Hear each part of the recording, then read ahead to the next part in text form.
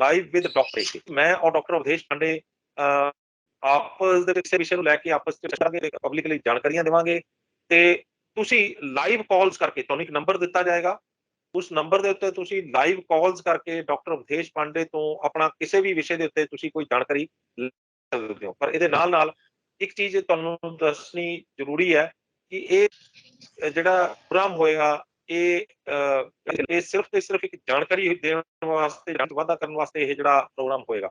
ਇਹਦੇ ਨਾਲ ਕਿਸੇ ਦਾ ਕੋਈ ਇਲਾਜ ਨਾਲ ਕੋਈ ਸੰਬੰਧ ਨਹੀਂ ਹੋਏਗਾ। ਤੋ ਤੁਸੀਂ ਆਪਣੇ ਕਿਸੇ ਵੀ ਵਿਸ਼ੇ ਦੇ ਉੱਤੇ ਵਿੱਚ ਲੈ ਸਕਦੇ ਹੋ।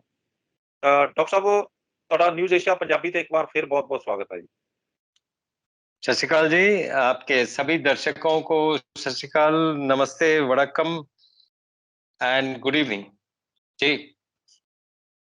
सत श्री अकाल जी, आपको भी नमस्ते, वड़क्कम एंड गुड इवनिंग।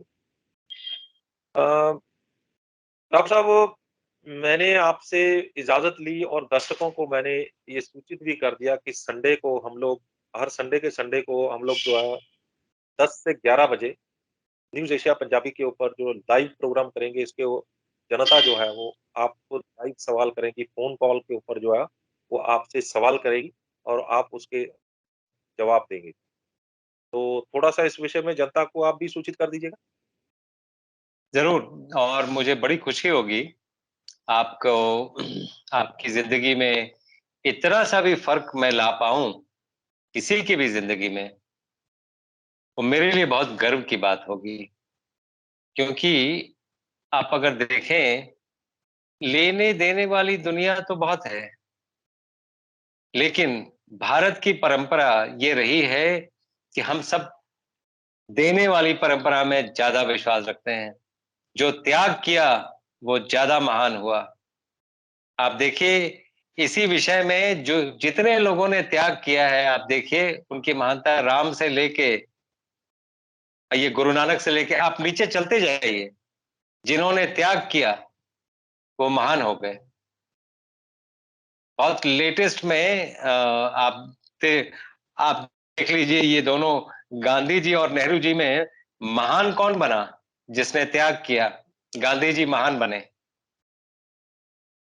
तो ये त्याग की परंपरा को आगे बढ़ाते हुए, भारतीयता को आगे बढ़ाते हुए, अगर हम इंसानियत की इतनी सी भी मदद कर पाए तो हम समझेंगे कि जीवन सफल हो गया।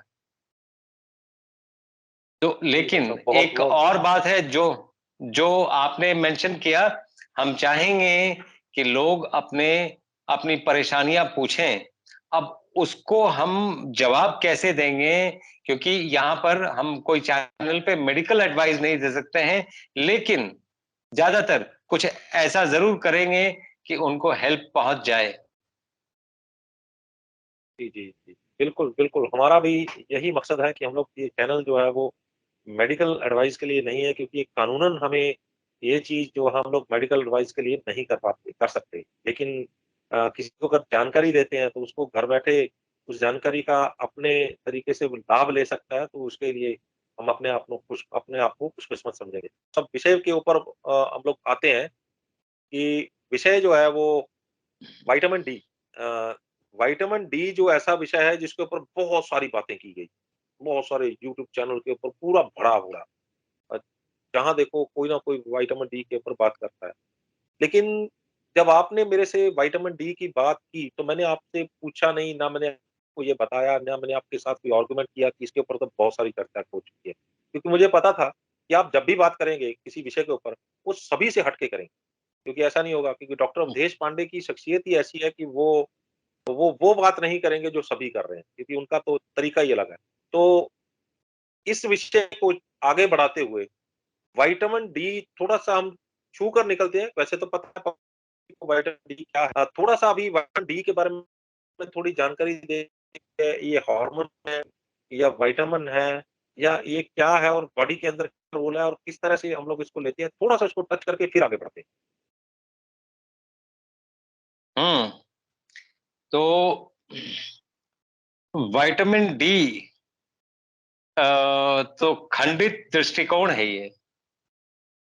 परिपूर्ण अगर ये देखा जाए तो उस तरह की बात है कि हल्दी में करक्यूमिन है, तो करक्यूमिन खा लीजिए, वो कभी भी एंटीऑक्सीडेंट का काम नहीं करेगा, हल्दी पूरी खानी पड़ेगी। उसमें से करक्यूमिन निकाल के उसके कैप्सूल्स बना लेंगे तो वो कभी भी एंटीऑक्सीडेंट का काम नहीं करेगा। तो इसीलिए ये जो खंडित दृष्टिकोण है, the reductionist point of view, vitamin D को भी इस कैटेगरी में लाके खड़ा कर दिया। पहली बात तो विटामिन डी एक विटामिन नहीं है, वो एक हार्मोन है। हम्म, और विटामिन डी ना हो, अगर आपका कोई कनेक्शन है कॉस्मोस से, तो विटामिन डी ही कनेक्शन है। और विटामिन डी कैप्सूल में नहीं मिलता है। पहली चीज तो ये जाननी बहुत जरूरी है कि विटामिन डी का कैप्सूल खा के वो ऐसी ही बात हो जाएगी कि पोथी पढ़ पढ़ जग मुआ, पंडित भया न कोय, ढाई आखर प्रेम का, पढ़े सो पंडित होए।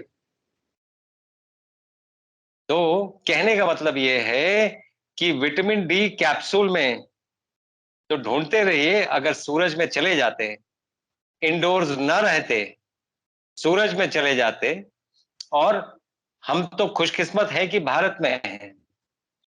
कई लोग ऐसे देशों में होते हैं जहां पर सूरज के दर्शन ही नहीं होते हैं।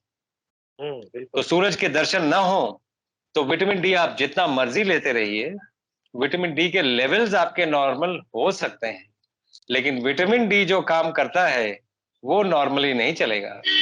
क्योंकि वो अगेन वो जो खंडित पॉइंट ऑफ व्यू है, विटामिन डी जो हार्मोन है वो बनता है अल्ट्रावायलेट रेज से, सन के अल्ट्रावायलेट रेज से। उसको आप किसी चीज में, और वो कैप्चर किस में होता है, कई फ्रूट्स एंड वेजिटेबल्स हैं जिसमें कैप्चर होता है। जिसमें आपकी थोड़ी बहुत कमी है तो वो फ्रूट्स एंड वेजिटेबल्स जरूर उसको परिपूर्ण कर सकते हैं। लेकिन अगर बिल्कुल ही सन नहीं है और आप चाह रहे हैं कि न्यूट्रास्यूटिकल से और इससे उससे विटामिन डी का लेवल नॉर्मल कर लें, ऐसा कभी भी संभव नहीं होगा। और ऐसा अगर विटामिन डी के लेवल्स नॉर्मल भी आ गए तो वो वैसा काम नहीं करेगा जैसा सूरज में रहने वाला काम करेगा। ये मैं इसलिए बोल रहा हूं कि इसके पीछे जो साइंटिफिक मोड, जो डॉक्टर्स मुझे सुन रहे हैं, वो जाके पूरा लिटरेचर खंगाल के देखें कि जो अपर रेस्पिरेटरी ट्रैक्ट इन्फेक्शंस हैं उसमें विटामिन डी बहुत ट्राई किया गया है। अगर उनको सच में विटामिन डी की सूरज के तरफ नहीं रहने वाले देशों के अगर वो पेशेंट हैं तो वो बहुत अच्छा नहीं कर रहे हैं। जो सूरज में हैं वो बहुत अच्छा कर रहे हैं। चाहे वो इनडायरेक्ट सन, मेरे कहने का मतलब है डायरेक्ट सनलाइट अगर इनडायरेक्ट भी मिल रहा है आपको, वो भी आशीर्वाद समझे कॉस्मोस का। वो कॉस्मोस का आशीर्वाद है आपको। तो तो ये है, और इसलिए ये परिचर्चा करनी जरूरी थी। जितने भी चर्चाएं हमने वैसे भी YouTube में देखे हैं, सब इस बात पे जोर करते हैं कि विटामिन डी का क्या रोल है, कभी हड्डियों में रोल है, कभी तो उसका लेवल अगर कम है तो उसको परिपूर्ण कैसे करें। तो मैक्सिमम लोग उसमें यही बोलेंगे कि कैप्सूल लेना पड़ेगा, इंजेक्शन लेना पड़ेगा। मैं इसलिए एक दूसरी बात बोलने चाहूंगा, धूप में जाना पड़ेगा। आप वैसे भी देखिए ना, इंसान की, पूरी इंसानियत की दृष्टिकोण ही इतनी सीमित है। बहुत सीमित दायरे में हम दुनिया को देखते हैं, क्योंकि हमारे पास वो कैपेबिलिटीज जो अपने जो ये हैं, जो आपके 5 सेंसेस हैं, ये बाह्य हैं, बाहर की तरफ है। आंखें बाहर देखती हैं, टेस्ट आप बाहर की चीजें का ये करते हो, अंदर की चीजें नहीं टेस्ट करते हो। सुनना, आप बाहर की आवाज सुनते हो, अंदर की आवाज नहीं सुनते हो। सूंघना, आप बाहर का स्मेल लेते हो, अंदर का। और देखना, आप बाहर देखते हो, अंदर नहीं देख सकते। तो ये सीमित है। लेकिन जो हम मेडिटेशन करते हैं और प्रत्याहार करते हैं, जो हम आपके चैनल पे डिस्कस कर चुके हैं, आप अगर पिछले वीडियोस में कोई जाएगा तो जो योग पे हमारा डिस्कशन था, उसमें आप अगर देखेंगे, प्रत्याहार, धरण, ध्यान और समाधि, खैर समाधि की स्थिति तो बहुत दूसरी स्थिति होती है। उससे प्रत्याहार, धरण, ध्यान को एक साथ अगर कर लिया जाए तो इसी को विपासना कहते हैं। जो विपासना लोग विपासना मेडिटेशन करते हैं, तो ये दो मतलब तीनों को अगर एक साथ कर लिया जाए तो यही है विपासना। तो कहने का मतलब ये है कि जब आप अंदर जाएंगे तब अंदर की शक्तियों को आप जागृत करते हैं, जी, जी। तब आपकी ये स्थिति आ सकती है कि थोड़ा बहुत भी लेके आप बिल्कुल, बहुत कुछ उसको बायो एनहांसर का काम करता है वो। ये जो एनर्जीज हैं, जो आप जागृत कर लेते हैं अंदर में, ये बायो एनहांसर का काम करता है।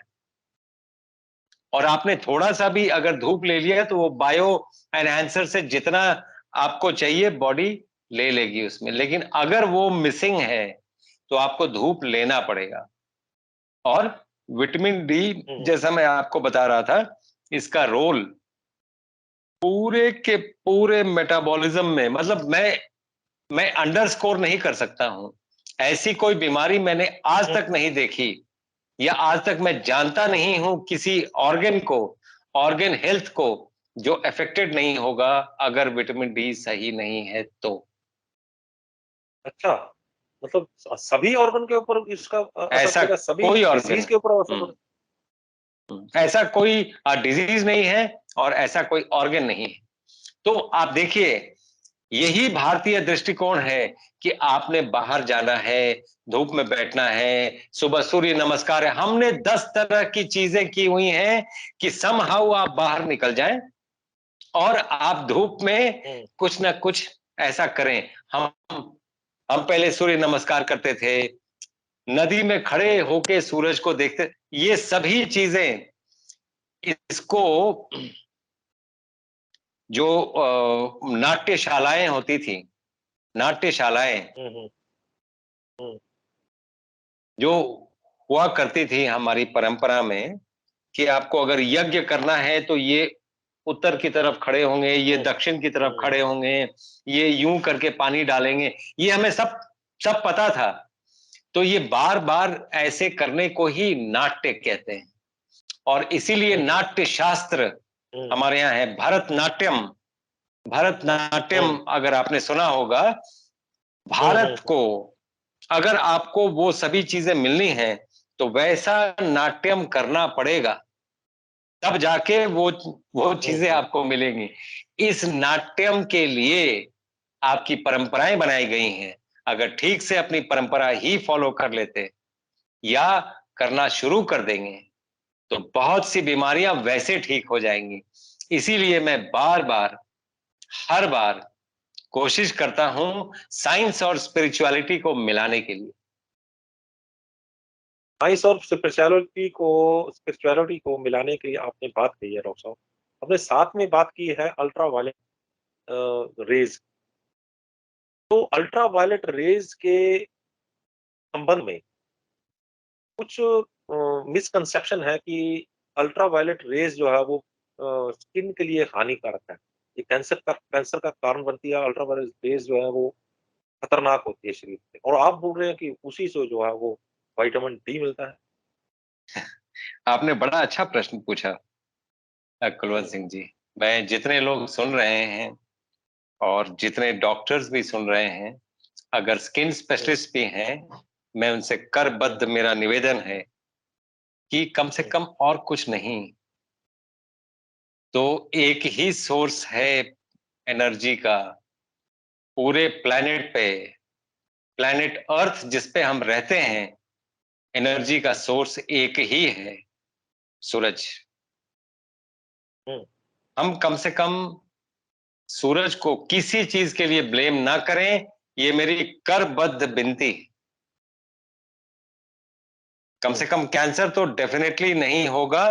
हाँ, जो आप केमिकल्स लगाते हैं, जो आप साबुन लगा रहे हैं, वो आपको लगाना नहीं चाहिए, क्योंकि वो आपका स्किन का हुँ, पीएच चेंज कर देता है। जब आपने स्किन का पीएच चेंज कर दिया तो उसमें कुछ भी हो सकता है, इन्फेक्शन से लेके कैंसर तक कुछ भी हो सकता है। हुँ, अपनी गलती हमें दिखती नहीं है और हम कॉस्मोस को ब्लेम करते हैं ये प्रॉब्लम है, इंसान की यही प्रॉब्लम है। हमें अपने में कमियां तो दिखती ही नहीं। अगर कोई आपको बोल दे कि मान लीजिए मैं आपसे बोलूं कुलवंत सिंह जी कि आपका बेटा ठीक नहीं कर रहा है, तो आप क्या बोलेंगे? मुझे पता है डॉक्टर साहब, उसके ना दोस्त अच्छे नहीं हैं। हुँ, आपने अपने ऊपर ब्लेम नहीं लिया, अपने बेटे को ब्लेम नहीं किया, आपने किसी तीसरे बिल्कुल। आदमी को ब्लेम किया अपने प्रॉब्लम के लिए। ये हुँ, इंसान की फितरत है। हम दूसरों को ब्लेम करते हैं, हमें अपने अंदर गलतियां दिखती नहीं। आपने हुँ, वो सनस्क्रीन क्यों लगाना है? हुँ, सनस्क्रीन लगाएंगे और उससे अगर कैंसर होगा तो सनस्क्रीन को नहीं ब्लेम करेंगे, सन को ब्लेम करेंगे। मैं ये बात बिल्कुल समझ नहीं पा रहा हूं। तो बात ये है कि हमें ये बात समझनी पड़ेगी।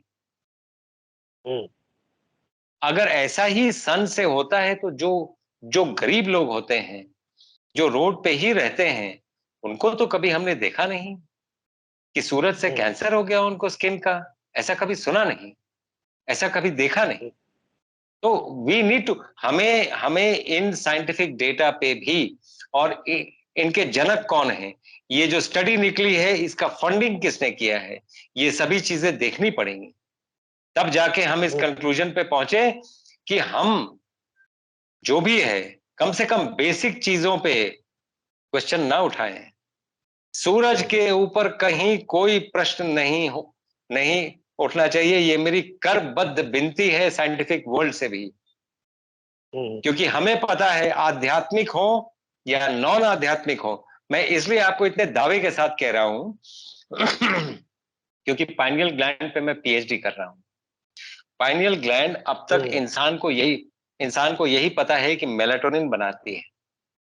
तो पाइनियल हुँ, ग्लैंड जो एक्टिव होती है वो रात को होती है। हुँ, और मेलाटोनिन हुँ, एक बहुत पावरफुल एंटीऑक्सीडेंट है, ठीक है? हुँ, तो इसका ये मतलब है कि दिन में मेलाटोनिन नहीं बनता है, जहां तक इंसान की मालूमात है। लॉजिकल क्या हुँ, है कि दिन में तो सूरज होता है, सिर्फ रात को जब सूरज नहीं होता है तो थर्ड आई एक्टिव हो जाती है और मेलाटोनिन बनाती है। और हुँ, सिर्फ इंसान को इतना ही पता है, इससे एक दो और चीजें पता है, ठीक है? हुँ, जब जब हम खोज कर रहे हैं तब हमें दिख रहा है वो, जो हम अपने पेपर में पब्लिश भी करेंगे। तो हुँ, दिन में मेलाटोनिन का लेवल नॉर्मल कैसे रहता है, उतना ही कैसे रहता है जितना रात को रहता है। तो दिन हुँ, में मेलाटोनिन का ये कहां से बनता है? तो दिन में सूरज से बनता है मेलाटोनिन। इंट्रासेल्यूलर एक एक सेल मेलाटोनिन बनाता है, जो एंटीऑक्सीडेंट का काम करता है। वो माइटोकॉन्ड्रिया के पास जाता है और जो आपका हुँ, जिसको ये बोलते हैं ऑक्सीडेटिव स्ट्रेस, जिसके चलते इन्फेक्शन हुँ, से लेके कैंसर तक सभी चीजें होती हैं, ऑक्सीडेटिव स्ट्रेस से होती हैं। ऑक्सीडेटिव स्ट्रेस का बस्टर कौन है? मेलाटोनिन है। और वो बनता कहां से है? हुँ, सूरज की किरणों से। इसलिए कम से कम हम ये ना करें, और ये ना करें कि हम सूरज को ब्लेम करें। इसलिए मैं इतना डिटेल में ये बता रहा हूं, ये काम ना करें हम। बाकी सभी चीजें ठीक हैं। और हम साइंटिफिकली, आप ये पक्का जान लीजिए, मैं सभी दर्शकों को भी बोलना चाह रहा हूं, अगर साइंटिफिकली आप कॉस्मोस के साथ हैं तो आप साइंटिफिकली करेक्ट हैं। अगर आपने साइंस से प्रूव कर दिया कि कॉस्मोस की सभी चीजें ये खराब हैं, तो आपका वो साइंस नल एंड वॉइड है, नल एंड वॉइड है। मैं तो यही मानता हूं।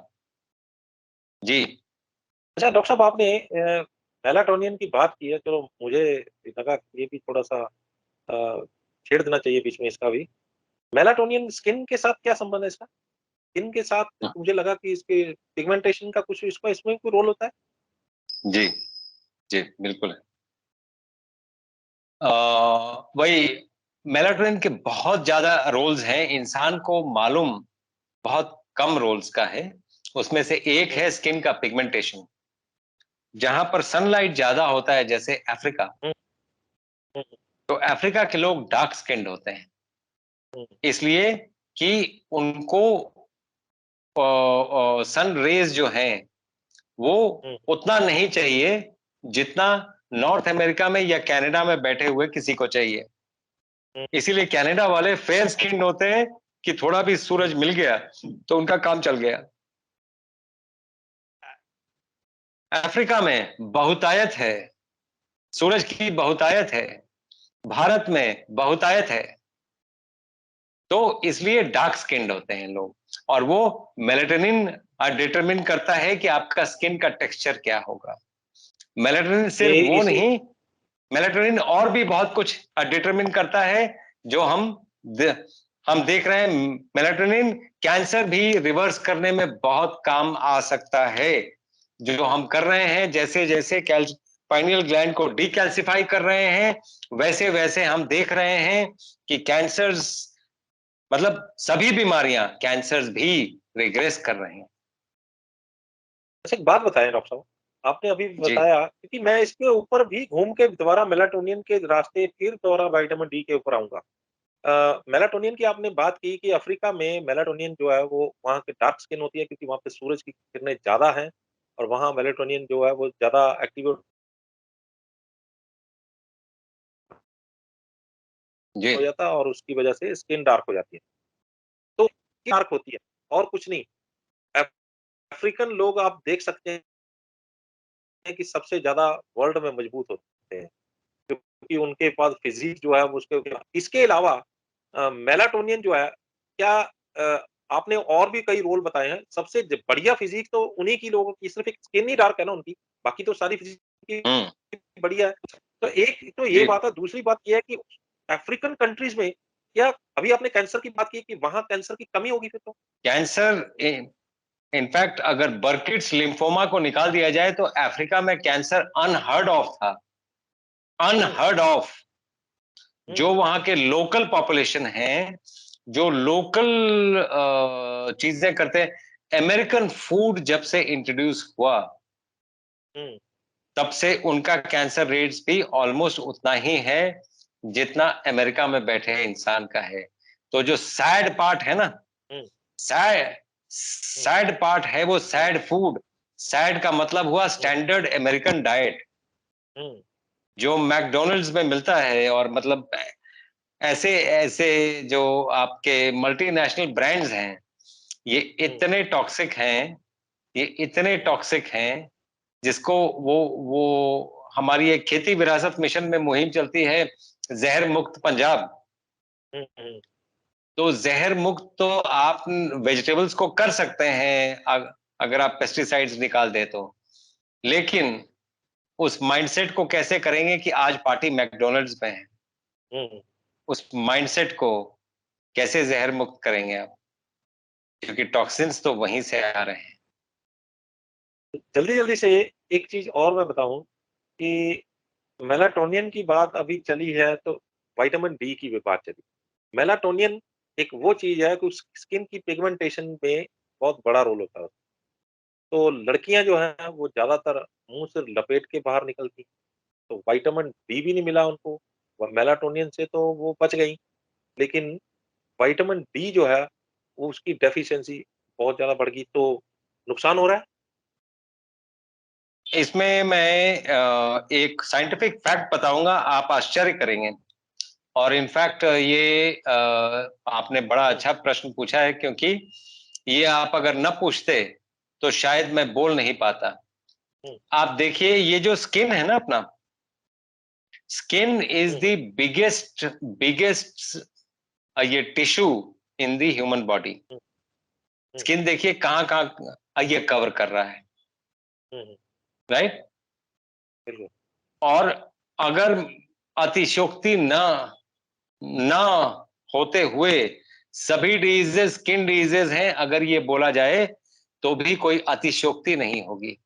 क्यों मैं बोल रहा हूं, आप देखिए स्किन यहाँ पे एंड कर रहा है लिप्स के हुँ, पास, और जो आपका गैस्ट्रो इंटेस्टिनल ट्रैक्ट शुरू हो रहा है वो भी तो आपका एक्सटर्नल हुँ, स्किन ही है।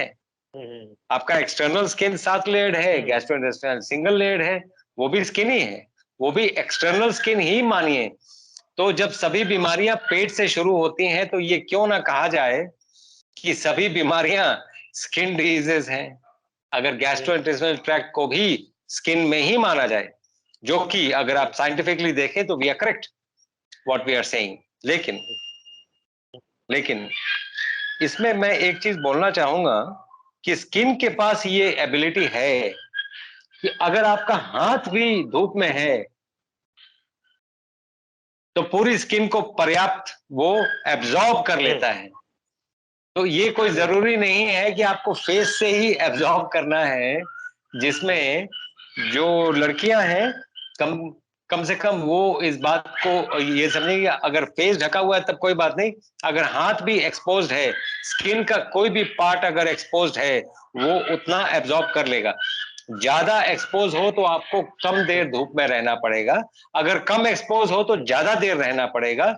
ये आपको टाइटर करना पड़ेगा। वो ईच एंड एवरी इंडिविजुअल के लिए टाइट्रेशन सेपरेट होगा और डिफरेंट होगा, लेकिन बड़े आराम से किया जा सकता है। अच्छा, अब आए हम लोग डिजीज के ऊपर। तो कौन-कौन सी डिजीज में जो विटामिन डी का जो है वो बहुत जबरदस्त रोल होता है? स्टार्ट में हम लोग थोड़ा-सा छेड़ लें, तो सबसे ज़्यादा पीड़ित तो है वो नर्व सिस्टम के लोग हैं।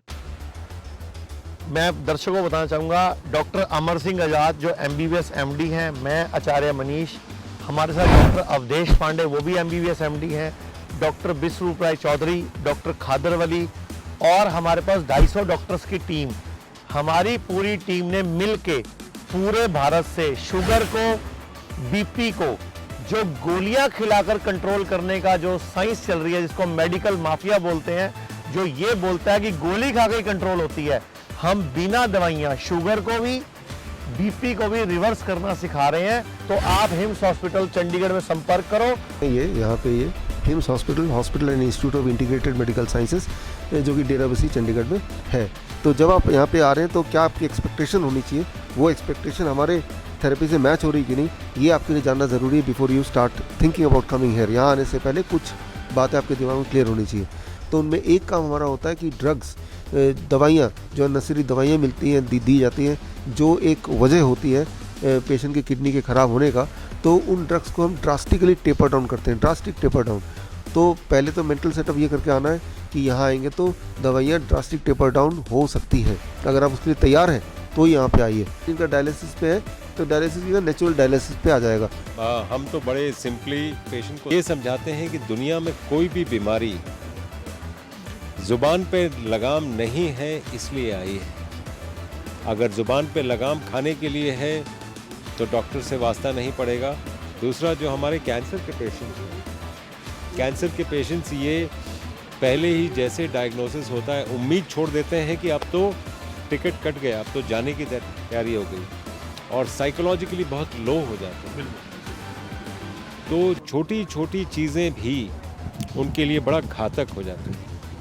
हम सबसे पहले उनको ये समझाते हैं कि ये जो कैंसर है ये आपका अपना सेल है जो इस स्थिति में आया है। क्या कोई स्थिति ऐसी है जिससे हम इसको रिवर्स कर पाएँ, और हम वही ये करते हैं। ये जितने भी आप पेशेंट देख रहे हैं ये सभी कैंसर के पेशेंट हैं। हिम्स हॉस्पिटल में हम लोग आयुर्वेद की अम्ब्रेला के नीचे हम लोग काम करते हैं, और यहाँ पे बिना किसी दवाई के, बिना किसी सर्जरी के बीमारियों का इलाज करते हैं।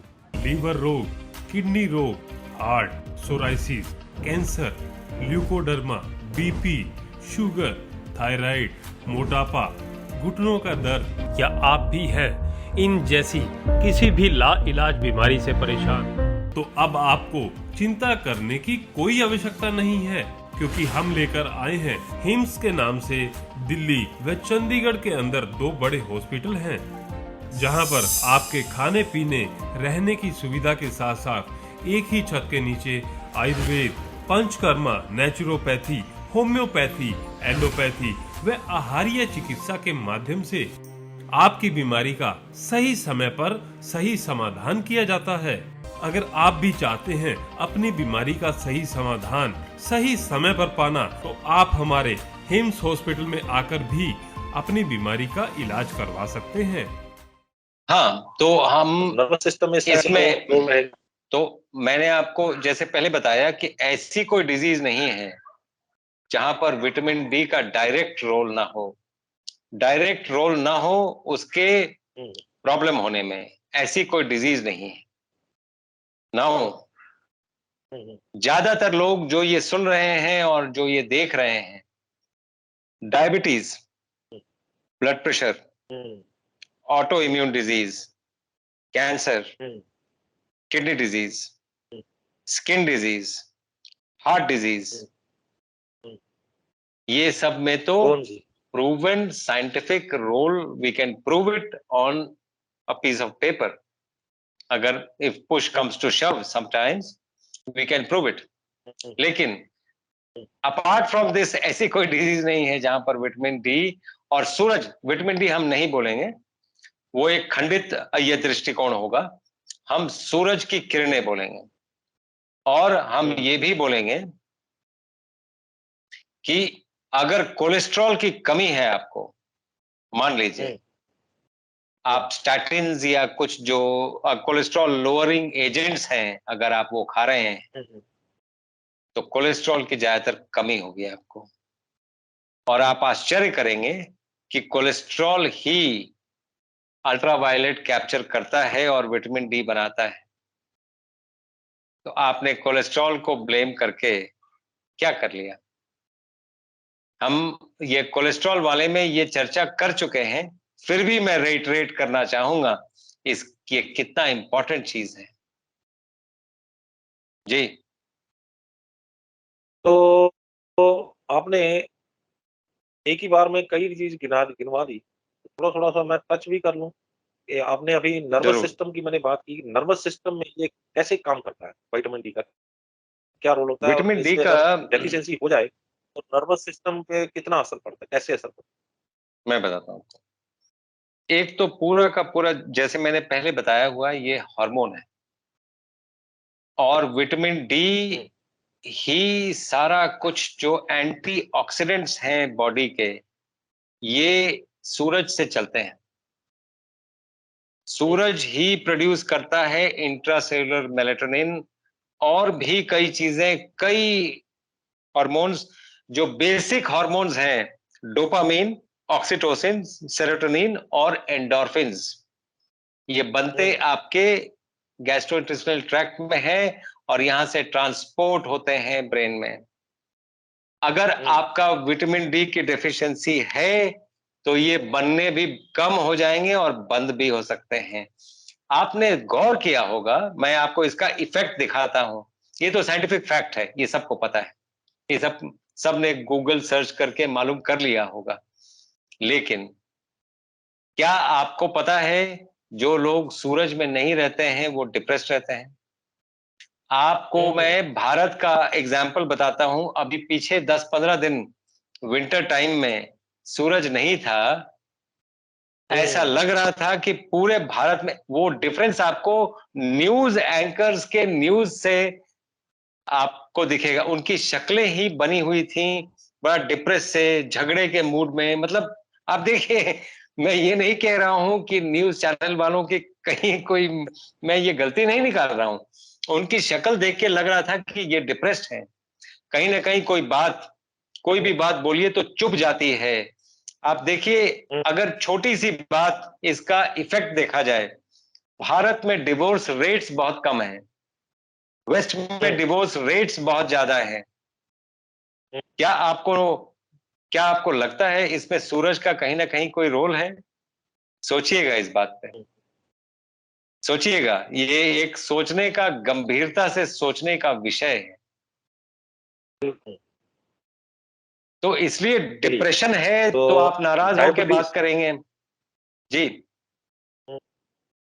तो डायबिटीज के ऊपर आते हैं हम लोग। डायबिटीज एक ऐसी बीमारी है जो अंदर से बंदे को खा जाती है। खास करके अगर कोई अल्सर हो गया, कोई फोड़ा फिंसी हो गया, तो वो ठीक होने का नाम नहीं लेते, तो फिर आगे चल के वो गैंग्रीन बन जाता है, तो वो आगे चल के जान भी ले लेता है। तो विटामिन डी का इसमें बड़ा साइंटिफिक लिटरेचर, इसमें तो मतलब इट इज लाइक आपका ये प्रश्न बहुत ही जेन्युइन प्रश्न है।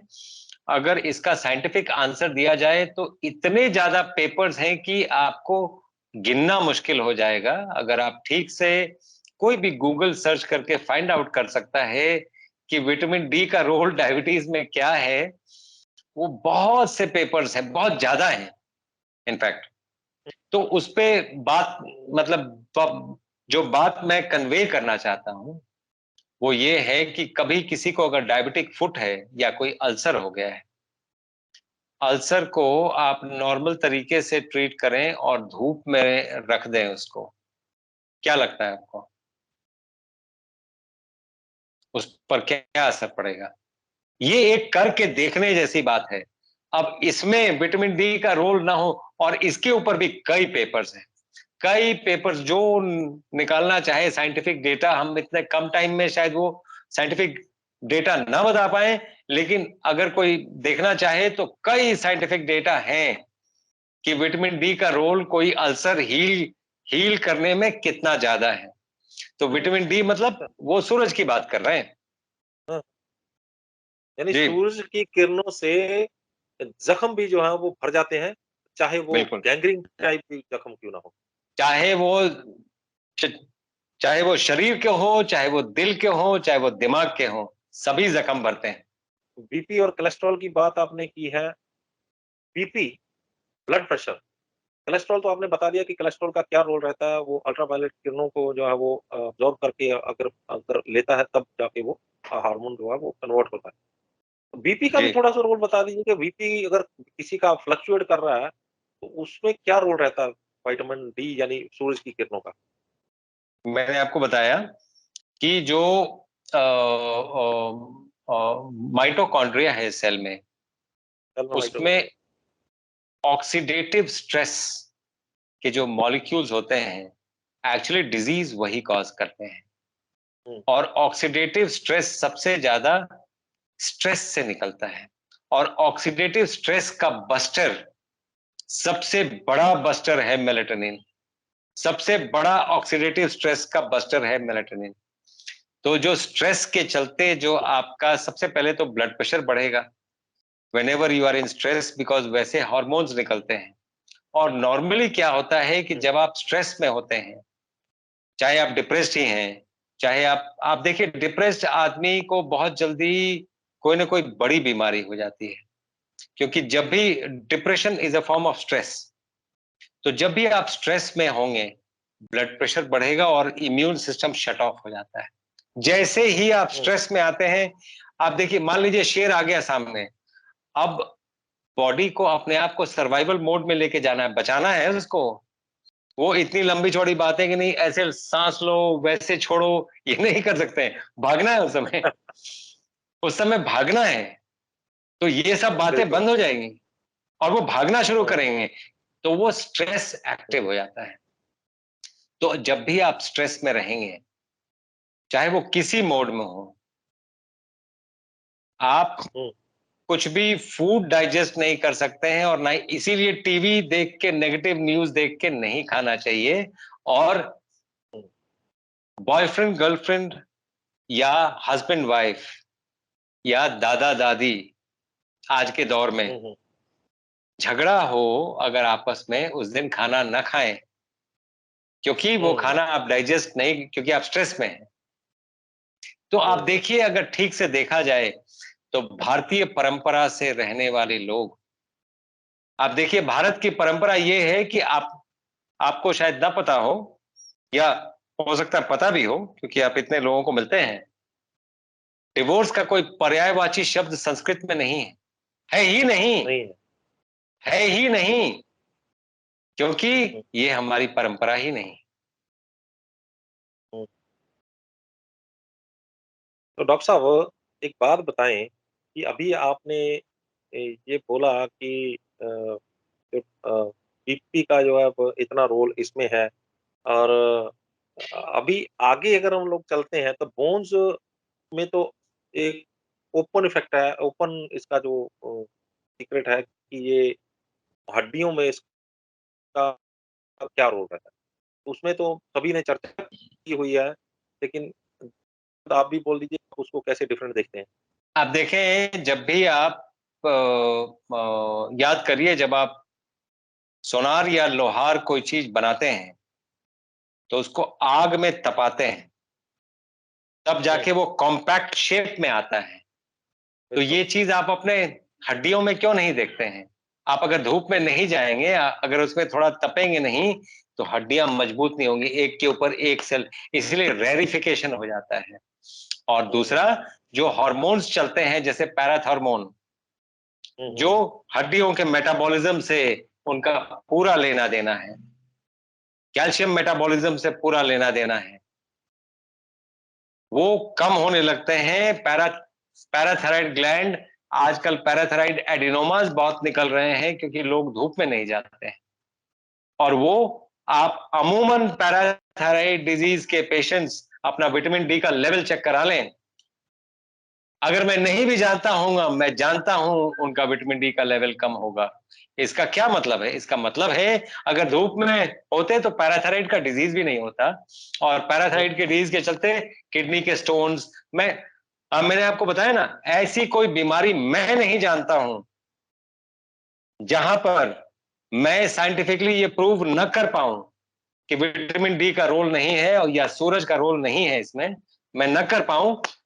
हो सकता है ना कर पाऊं, लेकिन ऐसी कोई बीमारी मैं नहीं जानता हूं जिसमें सूरज का रोल नहीं है। आपने डॉक्टर साहब एक बात की है कि जिस दिन आपके हस्बैंड वाइफ में या बॉयफ्रेंड गर्लफ्रेंड में अगर कोई झगड़ा हो जाए तो उस दिन खाना नहीं चाहिए। झगड़ा किसी व्यक्ति हो तो बॉडी खुद इंडिकेट कर रही है कि खाना, अब खुद ही बोल देता बंदा, यार आज मेरा मन नहीं है खाने, मेरे अंदर से ही मना कर देती है कि नहीं चाहिए भाई, आज खाना हजम नहीं। तो वो अगर नहीं है तो ये तो बॉडी इंडिकेट कर रही है खुद ही। नहीं, ज्यादातर तो क्या इससे होता आगे है बढ़ते हैं। ज्यादातर भारत में क्या होता है, भारत में लोग नाराज जब होते हैं तो नाराजगी व्यक्त करने का तरीका है कि जाओ मैं खाना नहीं खाऊंगा, मतलब एज इफ खाना खा के किसी पे कोई एहसान कर रहे हैं, तो वो ऐसा कहने लगते हैं कि जाओ मैं आज खाना नहीं खाता हूं। हाँ। तो मनाने वाले भी चले आते हैं कि नहीं नहीं चलो थोड़ा सा खा लो, ये खा, वो नहीं वो वो नहीं करना चाहिए, ऐसा मेरा मानना है, और ऐसा मैं सजेस्ट करूंगा उनको। जी। हार्ट के साथ सूरज की किरणों का क्या संबंध है, ये भी बता दीजिए। तो हार्ट के जो मसल्स हैं, हार्ट के मसल्स, आप एक एक्सपेरिमेंट कर लीजिए इसके ऊपर, जो आप पूछ रहे हैं इसके ऊपर साइंटिफिक पेपर्स तो बहुत है, कई हैं, मतलब टन्स के हिसाब से हैं। लेकिन आपने चूंकि हार्ट का विषय टच किया है इसलिए ये थोड़ा वो करना जरूरी है। जिन लोगों को पीएसवीटी है, जिनका हार्ट बीट कंट्रोल में नहीं आता है, उनको लगता है दिल बहुत जोर जोर से ये धड़क रहा है, उनको मेरा सजेशन है कि थोड़ी देर धूप में चले जाइए और देखिए कि आपका हार्ट बीट नॉर्मल होता है कि नहीं होता है। आप देखें, इसलिए मैं आपको ये बोल रहा, ये देखने जैसी बात है। और अनफॉर्चुनेटली क्या होता है, जितने भी अपने टर्शियरी केयर मतलब हॉस्पिटल्स हैं, वो अब ये बात रियलाइज करके, अब आपने देखा होगा जो नया कंस्ट्रक्शन होगा उसमें सूरज का बड़ा वो हर रूम में आए, इसलिए यूं करके बना रहे हैं, मतलब जो नए नए जो बिल्डिंग्स ये बन रहे हैं वो सेमी सर्कुलर बन रहे हैं ताकि सूरज सभी रूम में आए। वो इसलिए कि ये बात रियलाइज की गई है कि सेंट्रली एयर कंडीशन चीजें हर वक्त अच्छी हो जरूरी नहीं है। आपने कभी गौर किया कि अगर सेंट्रली एयर कंडीशन कमरे में आप रह रहे हैं, जहां पर सेंट्रली एयर कंडीशन हो, आपको, और वो इंसुलेट करते हैं कि आपको एयर कंडीशन प्रॉपर मिले, लेकिन आपने कन्वर्सली कभी ये सोचा कि आप कॉस्मोस से कट गए? बिल्कुल बिल्कुल कट जाते हैं। तो डॉक्टर साहब एक बात बताएं कि मैंने, जब भी मैं हिम्स हॉस्पिटल में जाता हूँ तो वहां मैं देखता हूँ कि सभी, जितने भी मरीज हैं, सभी को आप धूप में बिठवाते हो। दिन में 3-3 4-4 घंटे आप धूप में बैठो, तो उसमें लीवर के भी बहुत सारे पेशेंट हैं, उसमें कैंसर के भी बहुत सारे पेशेंट हैं। तो मुझे, मेरे मन में जिज्ञासा है कि लीवर और कैंसर, दो जो रोग ऐसे हैं जो बहुत बड़े रोग हैं, तो इनको भी सूरज की किरणों से फायदा मिलता है? बहुत ज्यादा। आप देखिए, इसीलिए मैं नॉर्मली कभी भी, मैं अगर कोई बात बोलूंगा, मैं उसको साइंटिफिकली प्रूव करने की स्थिति में होऊंगा। और मैं ये प्रूव इसलिए हाथ जोड़ लेता हूं, कई लोग ये ना सोचे कि नहीं आई एम ब्रैगिंग और समथिंग, नहीं। और हम बड़ा सोच समझ के करते हैं, और हमारे जो हिम्स के रिजल्ट्स आपने देख ही लिए हैं, पेशेंट्स का वो आपने देख ही लिया है, पेशेंट कितने थैंकफुल होते हैं। आप देखिए, कोई भी जो मरीज है, ये सभी को, जो डॉक्टर्स मुझे सुन रहे हैं, उनको भी ये बात समझना चाहिए, वो कोई बाजा बजा के आपके पास नहीं आते हैं, कोई खुशी में नहीं आता है। उनके आंसू पोंछ पाए आप। हम इसी बात के लिए हम ये सारा कुछ प्रयास कर रहे हैं, लाइव ये करने का किस बात के लिए कर रहे हैं? हमें उससे कमर्शियली क्या बेनिफिट? कहीं कोई बेनिफिट नहीं है। लेकिन हर चीज प्रॉफिट एंड लॉस के लिए किया जाए तो फिर मानव जीवन का ही क्या मतलब है? चलिए, ये बात तो हो गई। अभी तक तो हमने वो बात की जहाँ पे ये सूर्य देव निकल रहे हैं, दर्शन दे रहे हैं, उनको उनको समझाने की कोशिश कर रहे हैं, भाई साहब धूप में निकलो, आपको ये फ़ायदे होने वाले हैं। लेकिन बहुत सारे दो लोग जो हैं, उसके जानकार हैं, जिनको पता है कि धूप में निकलने से हमें ये फ़ायदे होने वाले हैं। वहाँ तो सूर्य देव दर्शन ही नहीं देते। तो वो लोग क्या करें? हाँ, तो सूरज कहाँ स्टोर होता है? सूरज की किरणें आप कैप्सूल में स्टोर नहीं कर सकते हैं। हुँ। एक ही जगह है जहां पर सूरज की किरणें स्टोर हो सकती है, और वो है लीव्स, पत्ते। तो पत्ते हरे हों जरूरी नहीं है। जरूरी नहीं है कि हरे पत्ते ही फोटोसिंथेसिस करते हैं, ये जो मान्यता है, क्योंकि पर्पल पत्ते भी फोटोसिंथेसिस करते हैं, और कई तरह के पत्ते, कई रंग के पत्ते भी फोटोसिंथेसिस करते हैं।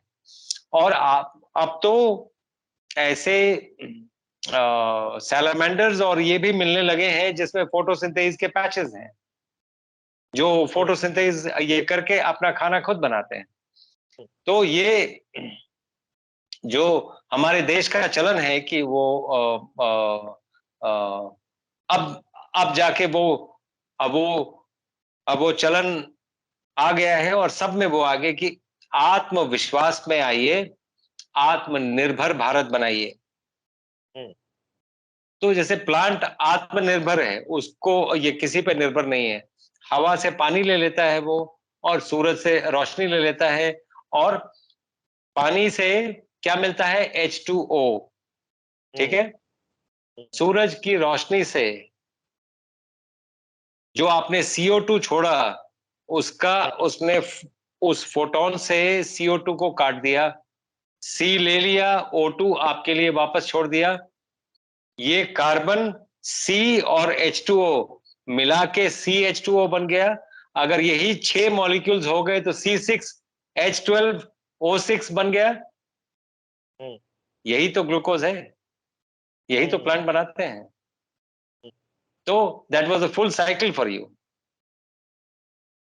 कि कैसे सूरज से अपना हम आत्मनिर्भर हो सकते हैं, और कैसे मतलब ये इस है जी सूर्यदेव, अगर हम कुल मिलाकर हम बात करें कि सूर्यदेव इंसान की लाइफ़लाइन है, तो उसमें कोई अतिशयोक्ति नहीं।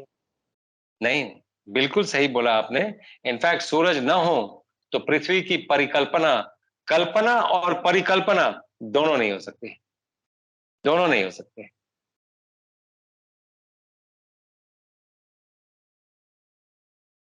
जाते-जाते टिप ऑफ द इंटरव्यू क्या देना चाहें?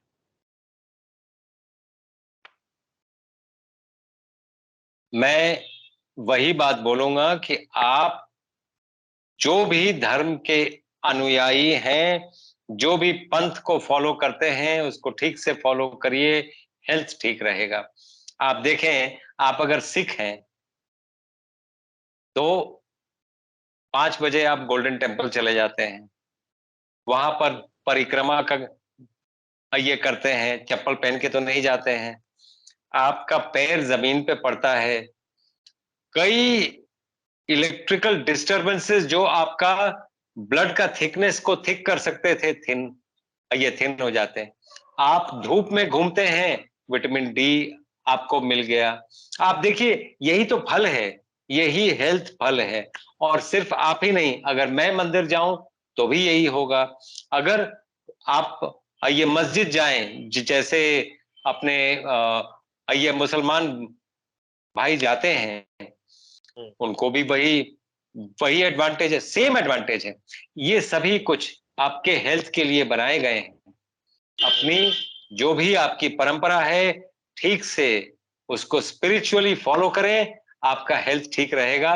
ये मैं अंत में यही बोलना चाहूंगा। बहुत बहुत धन्यवाद डॉक्टर पांडे, आपने आज वो जानकारी दी है जो यूट्यूब के ऊपर या और भी बहुत सारी वीडियोस में हमें लोगों को ये कहते तो सुना है कि विटामिन खाइए, विटामिन ट्यूब में जाएं, विटामिन डी से हमें ये फायदे होने वाले हैं, लेकिन इतनी विस्तार से आज तक मुझे जानकारी जो है विटामिन डी की पहले कभी नहीं दी। आपका बहुत बहुत धन्यवाद। Thank you. ਇਹ ਸਨ ਡਾਕਟਰ ਅਵਧੇਸ਼ ਪਾਂਡੇ। ਤੁਸੀਂ ਦੇਖਿਆ ਵੀ ਕਿਸ ਤਰੀਕੇ ਦੇ ਨਾਲ ਜਿਸ ਤਰ੍ਹਾਂ ਦਾ ਨਾਮ ਉਸੇ ਤਰ੍ਹਾਂ ਦੀ ਜਾਣਕਾਰੀ। ਡਾਕਟਰ ਅਵਧੇਸ਼ ਪਾਂਡੇ ਇਸ ਗੱਲ ਦੇ ਪ੍ਰਤੀਕ ਬਣ ਚੁੱਕੇ ਨੇ। ਮੈਂ ਪਿੱਛੇ ਜੇ ਇੱਕ ਪ੍ਰੋਗਰਾਮ ਦੇ ਵਿੱਚ ਇਹਨਾਂ ਦੇ ਨਾਲ ਇਕੱਠਾ ਹੋਇਆ ਸੀ, ਚੰਡੀਗੜ੍ਹ ਖੇਤੀ ਵਿਰਾਸਤ ਮਿਸ਼ਨ ਦੇ ਪ੍ਰੋਗਰਾਮ ਦੇ ਵਿੱਚ। ਉਹਦੇ ਵਿੱਚ ਇਹਨਾਂ ਨੇ ਕੋਈ 10 ਮਿੰਟ ਦਾ ਥੋੜਾ ਜਿਹਾ ਇੱਕ ਲੈਕਚਰ ਦਿੱਤਾ ਸੀ ਤੇ ਉਹਦੇ ਵਿੱਚ ਨੇਚਰ ਦੇ ਨਾਲ ਕਿਸ ਤਰ੍ਹਾਂ ਦਾ ਇਨਸਾਨ ਦਾ ਸੰਬੰਧ ਹੈ, ਉਹਦੇ 10 ਮਿੰਟਾਂ 'ਚ ਇਹਨੇ ਸਮਝਾਤਾ ਸੀ ਇਹਨਾਂ ਨੇ ਕਿ ਤੁਹਾਡਾ ਹੱਥ ਜੇ ਤੁਸੀਂ ਇਹ ਜੋੜ ਕੇ ਇਸ ਤਰ੍ਹਾਂ ਕਰਕੇ ਦੇਖੋ, ਇੱਕ ਹੱਥ ਵੱਡਾ ਤੇ ਇੱਕ ਛੋटा होएगा तो हाथ इस तरह करके को मेरा हाथ बड़ा कर दो, 5 बार बोलो, उसके बाद चेक करो तो आपका हाथ जो है वो बड़ा ही हो जाए। जो आप बोलेंगे वो आपको जरूर मिलता है। तो ਉਦੋਂ ਮੈਂ ਬਹੁਤ ਹੈਰਾਨ ਹੋਇਆ ਸੀ ਕਿ ਇਹ ਚੀਜ਼ ਜਿਹੜੀ ਹੈ ਸ਼ਾਇਦ ਅੱਜ ਤੱਕ ਹੋਰ ਕਿਸੇ ਨੇ ਨਾ ਕਹੀ ਹੋ। ਤਾਂ ਮੈਂ ਅਕਸਰ ਕਹਿੰਦਾ ਹੁੰਦਾ ਕਿ ਜਿਸ ਤਰ੍ਹਾਂ ਦਾ ਨਾਮ ਉਸ ਤਰ੍ਹਾਂ ਦੀ ਜਿਹੜੀ ਹੈ ਜਾਣਕਾਰੀ। ਉਮੀਦ ਕਰਦੇ ਹਾਂ ਕਿ ਇਹ ਜਾਣਕਾਰੀ ਵੀ ਤੁਹਾਨੂੰ ਪਸੰਦ ਆਈ ਹੋਵੇਗੀ। ਜੇ ਪਸੰਦ ਆਈ ਹੈ ਤੇ ਇਸ ਨੂੰ ਵੱਧ ਤੋਂ ਵੱਧ ਸ਼ੇਅਰ ਕਰੋ, ਕਿਉਂਕਿ ਵਿਟਾਮਿਨ ਡੀ ਦੀ ਅੱਜ ਬਹੁਤ ਜ਼ਿਆਦਾ ਲੋੜ ਹੈ।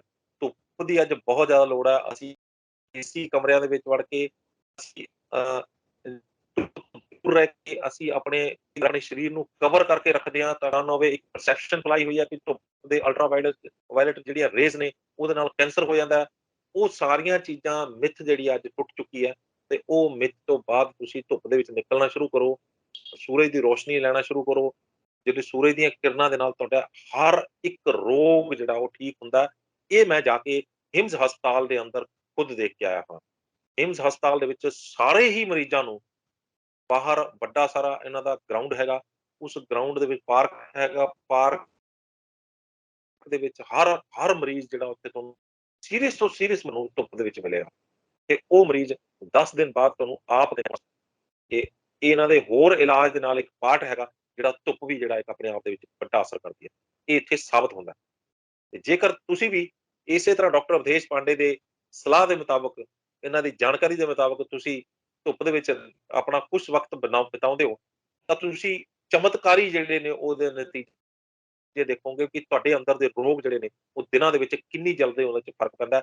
ਜੋ ਕੁਝ ਵੀ ਤੁਸੀਂ ਇਲਾਜ ਦੀ ਪੱਧਤੀ ਅਪਣਾ ਰਹੇ ਹੋ, ਉਹ ਇਲਾਜ ਜਿਹੜਾ ਉਹ ਤੁਹਾਡਾ ਇਹ ਧੁੱਪ ਦੇ ਵਿੱਚ ਜਾ ਕੇ ਇਸ ਵੀਡੀਓ ਨੂੰ ਦੇਖਣ ਤੋਂ ਬਾਅਦ ਧੁੱਪ ਦੇ ਵਿੱਚ ਜਾਂਦੇ ਹੋ, ਉਹ ਅਸੀਂ ਸਮਝਾਂਗੇ ਇਸ ਵੀਡੀਓ ਨੂੰ ਬਣਾਉਣ ਦਾ ਮਕਸਦ ਕਾਮਯਾਬ ਰਿਹਾ। ਸਾਡੇ ਚੈਨਲ ਨੂੰ, ਸਾਡੇ Facebook page news Asia Punjabi ਨੂੰ ਸਬਸਕ੍ਰਾਈਬ, ਲਾਈਕ ਤੇ ਫੋਲੋ ਕਰਨਾ ਨਾ ਭੁੱਲਿਓ।